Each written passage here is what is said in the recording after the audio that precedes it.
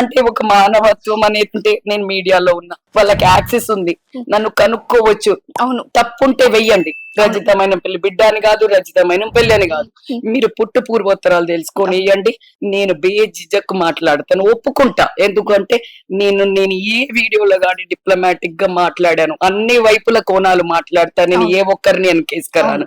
అలాంటి తత్వం ఉన్న మనిషిని, నిజాన్ని, అతి మంచి నిజాన్ని, అత్యంత అద్భుతంగా పెరిగిన బంగారు తల్లిని బజార్కి ఇడిస్తే తల్లిగా ఊకున్నా ఒక విలువలున్న ఒక మనిషిగా నేను ఈ సందర్భంగా నేను సీరియస్ గా అడుగుతున్నానండి. నిజంగా మీకు రజిత మైనంపల్లి వీడియో కావాలి అంటే ఫోన్లు చేస్తారు, అపాయింట్మెంట్ల కోసం వెంటబడతారు. ఆ అపాయింట్మెంట్ కోసం ఫోన్లు చేసుకొని కనుక్కునే తీరికుంది గానీ ఆవిడకి ఇంత కష్టం వస్తే ఎలా ఉంది, ఏం జరిగింది కనుక్కునే సమయం లేదా?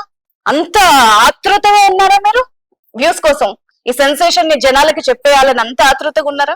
నిజానికి రజిత మైనంపల్లి కూతురుగా ఆమె తన గురించి చెప్తాను, డాక్టర్ అనన్య మైనంపల్లి కూడా ఒక బ్రాండే, అంత తెలుసు. డౌట్ లేదు. ఆ అమ్మాయి గురించి మీకు చాలా తక్కువ తెలుసు.